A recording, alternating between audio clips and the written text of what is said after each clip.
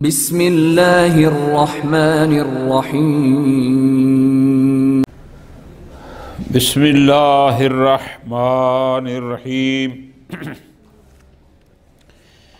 المطلق و احکامہ المطلق قد یکون کثیرا و قد یکون قلیلا۔ بہترین کتاب فقہ استدلالی۔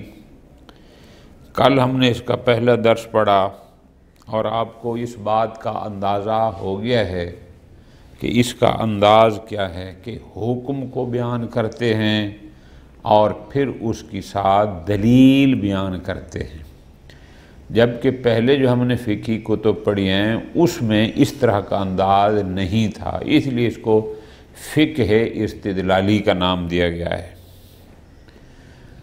کل ہم نے مائے مضاف بلکہ کہا فرمایا تھا کہ اس کو ما کہنا مجاز ہے، اصل مضاف اور ما۔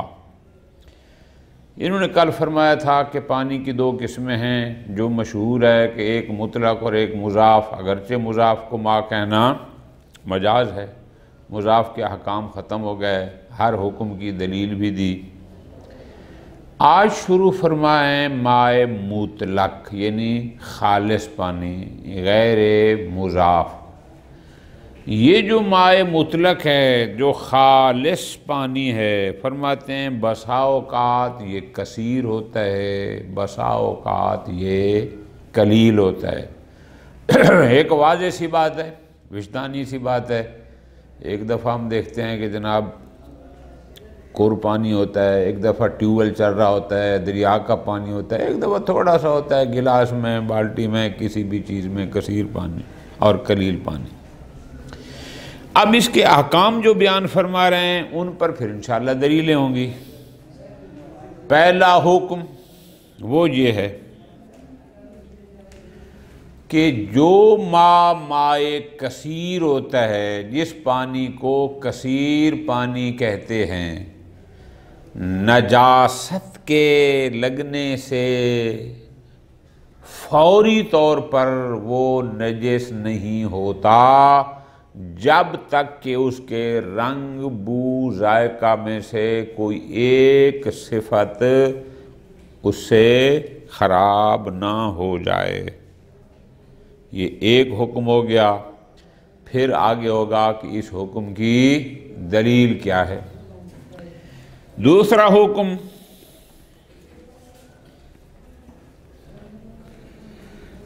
مائے کثیر کسے کہتے ہیں، کثیر پانی کسے کہتے ہیں، انشاءاللہ اس کی بات آئے گی کہ وہ کور ہوتا ہے۔ ٹھیک ہے جی، خوب۔ پھر بحث آئے گی کہ کور کی مقدار کیا ہے، اس کے لیے کتنا ایریا ہو تاکہ اس میں موجود پانی کو ہم کہیں کہ یہ کور ہے، اس کی تفصیل۔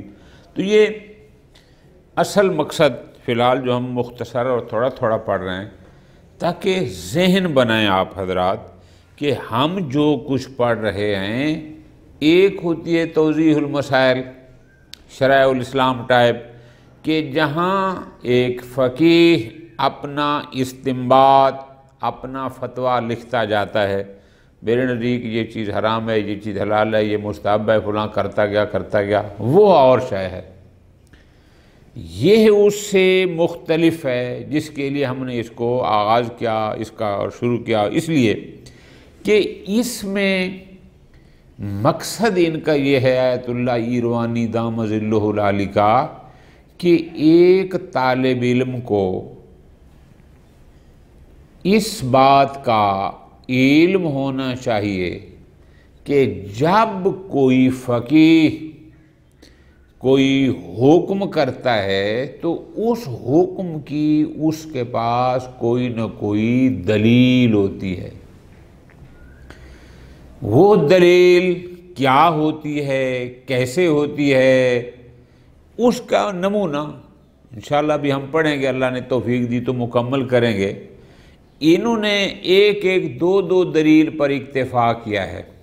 فقط انداز استدلال بتانے کے لیے کہ اس طرح استدلال ہوتا ہے، یہ نہیں کہ صرف یہی دلیلیں اور کوئی ہے ہی نہیں، نہ ایسا بھی، یہ فقط بطور نمونہ کہ ایک طالب علم میں یہ صلاحیت پیدا ہو جائے، اس کو بات سمجھ آ جائے کہ کیسے ایک کسی حکم فقہی پر دلیل قائم کی جاتی ہے۔ چونکہ ان کا دعویٰ یہ ہے کہ جو شخص یہ عبادات کا حصہ ہے، پھر انشاءاللہ آگے معاملات آئے گا، پھر آگے آئے گا 3 جلدیں ہیں، جو پڑھ لے گا اس کو نشر الامہ پڑھنے کی ضرورت ہے، نہ مقاصد کی، وہ براہ راست درس خارج میں جائے گا تو بھی وہ اس کو سمجھ سکتا ہے۔ تو اس لیے ہم فی الحال چند دن اس کو مختصر پڑھ رہے ہیں تاکہ تھوڑا اس کا انداز سمجھ آ جائے کتاب کا، اور جب آپ کو انداز سمجھ آ جائے گا کہ یہ انداز اس کا کیا ہے، پھر اس کے بعد آگے آسان سی بات ہے، پھر کوئی مشکل نہیں ہے۔ تو بس ذہن میں یہ رکھنا ہے کہ ان کا طریقہ کار یہ ہے کہ پہلے حکم بیان کرتے ہیں، 1 2 3 4 احکام ہو گئے، والمستند، پھر اس کے بعد اس پر دلیلیں کہ یہ جو حکم ہے اس حکم کی دلیل کیا ہے۔ بہت خوبصورت کتاب ہے، ہمارے پاکستان میں یہ رائج نہیں ہے، لیکن باقی حوزات علم میں رائج ہو چکی ہے، انشاءاللہ جہاں بھی آ جائے گی۔ کل کے درس یہاں سے تھا کہ ینقسم الماء الی مطلق و مضاف، مضاف کی بات کل ختم ہو گئی۔ المطلق و احکامہ، المطلق خالص پانی، قد یکون کثیرا و قد یکون قلیلا، کبھی یہ مائع کثیر ہوتا ہے اور کبھی یہ مائع قلیل ہوتا ہے۔ اچھا جی، اب 3-4 نکات یہاں پر ذکر فرما رہے ہیں، 4 نکات ہیں۔ پہلا نکتہ، والکثیر لا یتنجس بملاقات النجاسہ، مائع کثیر میں اگر کوئی نجاست، خون کا قطرہ گر گیا، پیشاب کا قطرہ گر گیا، کوئی بھی نجاست گر گئی تو نجاست کے اس میں ملتے ہی، گرتے ہی مائع کثیر نجس نہیں ہوتا، الا اذا تغیر احد اوصافہ الثلاثہ، مگر یہ کہ اس کی اوصاف ثلاثہ یعنی رنگ، بو اور ذائقہ میں سے کوئی ایک متغیر ہو جائے، خراب ہو جائے، تو ہم کہیں گے کہ وہ نجس ہے، وَإِلَّا فَلَا۔ ایک بات، پھر آگے آئے گا دلیل، انشاءاللہ پڑھتے ہیں۔ نمبر 2، والمراد بالکثیر، مائع کثیر سے مراد کیا ہے؟ فرماتے ہیں اس سے ہماری مراد القر، قر مراد ہے۔ انشاءاللہ پڑھیں گے، ایک مائع کثیر ہوتا ہے، ایک مائع جاری ہوتا ہے، قلیل ہوتا ہے۔ وَبِحُکْمِهِ الْقَلِيلُ، مائع کثیر میں کے حکم میں ہے وہ قلیل بھی، یعنی جو بلحاظ مقدار قر سے کم ہو، لیکن الذی لہ مادہ، جس کا کوئی منبع ہو، جس کا پیچھے کوئی مرکز ہو، یعنی پانی مثال نیچے سے ابھر رہا ہے، اب اوپر جو زمین کے اوپر موجود ہے وہ بلحاظ مقدار قر سے کم ہے، لیکن ایک مرکز سے، ایک منبع سے وہ مربوط ہے، ٹھیک ہے جی، اگرچہ مقداراً قر سے کم ہے، قلیل ہے، لیکن حکم ایک کثیر میں ہے، اس لیے چونکہ اس کا پیچھے ایک منبع ہے، ایک مرکز ہے جس کے ساتھ اس کا اتصال ہے اور وہاں سے وہ آ رہا ہے۔ نمبر 3، والقلیل یتنجس بمجرد ملاقات النجاسہ، جو پانی قلیل ہوتا ہے، وہ جو حکم کثیر میں نہ ہو، جو قلیل محض ہو، اس کا حکم یہ ہے کہ جوں ہی اس کی نجاست سے ملاقات، یعنی جوں ہی کوئی نجاست کا ذرہ اس میں گرے گا، وہ پانی نجس ہو جائے گا، اگر قر سے کم ہے اور اس کا پیچھے کوئی منبع بھی نہیں ہے۔ ہاں، الا اذا کان متدافعا، مگر یہ کہ تدافع کیفیت، وہ کل بھی گزارش کی تدافع کیفیت۔ خوب، اور چوتھا نکتہ ہے وفی مقدار القر، کہ قر کی مقدار، یعنی کتنی اس کی مساحت ہو کہ اس میں موجود پانی کو ہم کہیں کہ یہ قر ہے، اس میں 2 اقوال ہیں، انشاءاللہ پڑھیں گے۔ اب یہ 4 چیزیں انہوں نے بیان کی. اب ہم نے ان میں سے ہر ایک پر ہمیں دلیل چاہیے. پہلی بات کون سی؟ الکر لا یتن والکثیر لا یتنجس بملاقات النجاسہ، یہ حکم ہے. اس حکم پر ہمیں دلیل چاہیے. فرماتے ہیں اما عدم نجاست الماء اذا بلغا قرہ، یہ جو حکم ہے کہ جب پانی قر کی مقدار میں ہو تو وہ ملاقات نجاست سے نجس نہیں ہوتا. دلیل موجود ہے. روایت صحیح ہے معاویہ بن عمار کی ان ابی عبداللہ امام جعفر صادق علیہ السلام سے. امام نے فرمایا اذا کان الماء قدر قرٍ لم ینجسہ شیء. یہ ہمارے پاس دلیل ہے کہ مولا نے فرمایا جب پانی قر کی مقدار میں ہو کوئی شے اس کو نجس نہیں کرتی. یہ ہم نے ایک ہے، اور بھی ایسی کئی روایات موجود ہیں، یہ نہیں کہ فقط ایک ہے. ٹھیک ہو گیا جی. دوسری بات ہم نے کی الا اذا تغیر احد اوصاف ثلاثہ، کہ بے شک وہ پانی کثیر ہو لیکن اگر نجاست کی وجہ سے اس کے رنگ، بو یا ذائقہ میں تبدیلی آ گئی تو نجس ہو جائے گا. اس پر کوئی دلیل ہمارے پاس موجود ہے. وہ کون سی؟ فرماتے ہیں اما تنجسہ عند تغیر احد اوصاف الثلاثہ، یہ جو ہم نے کہا ہے کہ چاہے وہ ماء کثیر بھی کیوں نہ ہو، اگر رنگ، بو یا ذائقہ میں تغیر آ گیا تو وہ نجس ہو جائے گا. اس پر دلیل یہ ہے لصحیحۃ حریر عن ابی عبداللہ علیہ السلام. مولا نے فرمایا روایت کے مطابق کلما غلب الماء علی ریح الجیفہ فتوضأ منہ واشرب، کہ اگر پانی اس جیفہ یعنی میتہ مردار کی بدبو پر غالب رہے، فتوضأ من الماء، وہ پانی پاک ہے، آپ اس سے وضو بھی کر سکتے ہو، اشرب اس کو پی بھی سکتے ہو. لیکن اذا تغیر الماء، اگر اس جیفہ میتہ کی وجہ سے، نجاست کی وجہ سے پانی میں تغیر آ جائے، وتغیر الطعم، اور اس کا ذائقہ متغیر ہو جائے، فلا توضأ منہ، پھر وہ پاک نہیں ہے، نہ اس سے وضو کرو، ولا تشرب، اور نہ ہی اس کو پیو. یہ ہمارے پاس دلیل ہے. وَهِيَ وَارِدَةٌ فِي طَبْعِ الْمَاءِ فَتَشْمُلُ بِإِطْلَاقِهَا. اب یہ روایت کیا بیان کر رہی ہے؟ پانی کی قدرتی حالت کو بیان کر رہی ہے، ماہیت آب کو، کہ جو پانی بھی کہ جب تک پانی اس جیفہ کی بدبو پر ما غالب رہے گا وہ پاک رہے گا، اور اگر وہ جیفہ کی بدبو پانی پر غالب آ گئی تو پھر وہ نجس ہو جائے گا. اب یہ قاعدہ کلیہ ہے، لہذا وہ قر ہو تو اس کو بھی شامل ہے، غیر قر ہو اس کو بھی شامل ہے. یہ قاعدہ کلیہ ہے. طبیعت ما، فطرت ما. خوب. انہوں نے فرمایا تھا کثیر سے مراد ہماری قر ہے، لیکن آگے فرمایا تھا وَبِحُکْمِهِ الْقَلِيلُ الَّذِي لَهُ مادہ، کہ ہے تو قلیل بلحاظ مقدار، لیکن ایسا ہے کہ جس کا کوئی مادہ ہے، جس کا کوئی منبع ہے، جس کا کوئی مرکز ہے، جس سے مربوط ہے، وہ بھی حکم کثیر میں ہے. وَأَمَّا إِلْحَاقُ ذِي الْمَادَّةِ بِالْقُرِّ، ہے تو قلیل لیکن ہے ذی المادہ، اس کا منبع ہے، پیچھے مرکز سے مربوط ہے. ہم نے کہا کہ یہ بھی قر کے حکم میں ہے. اس پر کوئی روایت ہے ہمارے پاس. کون سی؟ لصحیحۃ، روایت صحیحہ محمد بن اسماعیل بن بزع یا بزی جو بھی ہے.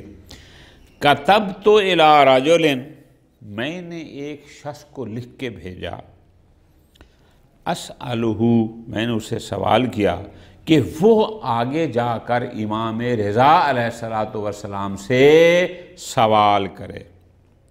فقال، اس نے امام سے میری طرف سے سوال کیا اور مجھے پھر لکھ کے بھیجا. امام نے کہا ذرا غور کرنا، ماء البئر واسع لا یفسدہ شیء، روایت صحیحہ، کنویں کا پانی واسع ہے یعنی یہ کثیر ہے، لا یفسدہ شیء، کوئی شے اس کو خراب نہیں کرتی، نجس نہیں کرتی، متنجس نہیں ہوتا، الا ان یتغیر، مگر یہ کہ ان یتغیر ریحہ، اس کی بو متغیر ہو جائے، او طعم، یا اس کا ذائقہ متغیر ہو جائے، فَيُنْزَهُ مِنْهُ، اگر ایسا ہوا تو پھر کنویں سے پانی کچھ نکالا جائے گا، حَتَّى يَذْهَبَ الرِّيحُ، تاکہ وہ جو اس کی بو خراب ہو گئی تھی، یعنی پانی بدبودار ہو گیا تھا، وہ ختم ہو جائے، وَيَطِيبُ طَعْمُهُ، اور اس کا ذائقہ ٹھیک ہو جائے، ٹھیک ہو گئے۔ اچھا، کیوں ماء البئر واسع لا یفسدہ شیء، لطف لینا ہے، یہ ہے اصل بات کو سمجھنا، استدلال۔ امام نے فرمایا اس لیے لِأَنَّ لَهُ مادہ، چونکہ یہ کنواں ایک مادہ منبع سے مربوط ہے۔ ہم نے کنویں دیکھیں، ہم جب کھدائی کرتے ہیں، پہلے زمانوں میں تو 15-20 فٹ پہ آ جاتا تھا، ابھی پانی نکل آتا ہے، اگرچہ اوپر پانی تھوڑا ہوتا ہے لیکن زمین میں جو تہ میں پانی چل رہا ہے اس کے ساتھ اس کا ربط ہوتا ہے، پانی اوپر سے نکال لیتے ہیں، پھر نیا نکل آتا ہے، پھر نکال لیتے ہیں، پھر آ جاتے ہیں، اس کا مطلب ایک منبع ہے، ایک مرکز ہے جس کے ساتھ یہ مربوط ہے۔ اب اسی لفظ کو لینا ہے، امام علیہ السلام کو فرمانا کہ لا یفسدہ شیء، علت بیان کی لأن لہ مادہ، فإنہا تدل علی کلا الحکمین، یہ روایات کہتی ہے دونوں باتوں پر۔ کون سے دو حکم؟ کہ فقط ملاقات بالنجاسہ سے یہ منفعل نہیں ہوتا، یعنی متنجس نہیں ہوتا، لیکن اگر تغیر آ گیا رنگ بو میں تو پھر اس کے ذائقے میں یا اس کی بو میں تو پھر نجس ہو جائے گا۔ یہ دو باتیں ہو گئیں ایک حدیث سے۔ پس وبعموم التعلیل، یہ جو امام نے آخر میں علت بیان کی نا، امام نے جو فرمایا کہ ماء البئر واسع لا یفسدہ شیء لأن لہ مادہ، یہ اللہ لہ مادہ علت ہے، پس وجہ کیا ہے اس پانی کے واسع ان کے ہونے کا لا یفسدہ شیء کی؟ لأن لہ مادہ، تو پس یہ ہے علت، ہم کیا کہیں گے؟ یتعدی الی کل ذی مادہ، بات فقط کنویں کی نہیں ہے، ہر وہ پانی جس کا کوئی منبع ہو، کوئی مرکز ہو، وہ چاہے تھوڑا بھی کیوں نہ ہو، اس کا حکم بھی کر کا اور کثیر کا حکم ہوگا، یہ علت ہے۔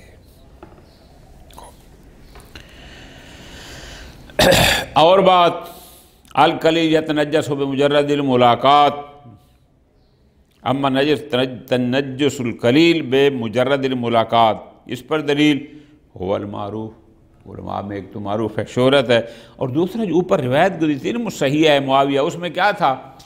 اذا کان الماء قدر کر لم ینجسہ شیء، اب اس کا مفہوم مخالف کیا ہوگا کہ اگر پانی کر کی مقدار نہ ہوگا پھر ینجسہ شیء، اسی روایت صحیحہ کا مفہوم مخالف آب کلیل کی ملاقات نجاست کے ساتھ تنجس پر دلالت کرتا ہے۔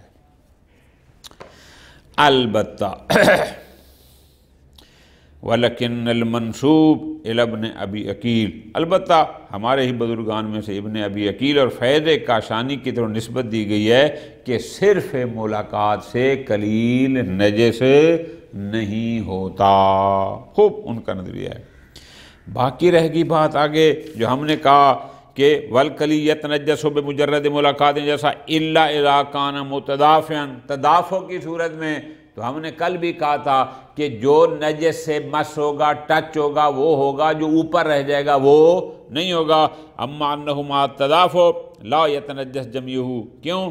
وہی دلیل ہے، ہمارے پاس ایک جگ ہے، جگ میں پانی ہے یا گلاس میں، وہ تو قلیل ہے، ہم اس کو گرا رہے ہیں نجاست پر، تو جو حصہ پانی کا نجاست پر لگتا جائے گا وہ تو نجس ہوگا، لیکن جو اوپر رہ جائے گا وہ نجس نہیں ہوگا، جیسے ہم نے کل کہا تھا۔ آگے انشاءاللہ اور بات ہے کہ کر کی مساحت کیا ہے، اس کو انشاءاللہ کل پڑھیں گے۔ صلی اللہ علیہ محمد وآلہ محمد۔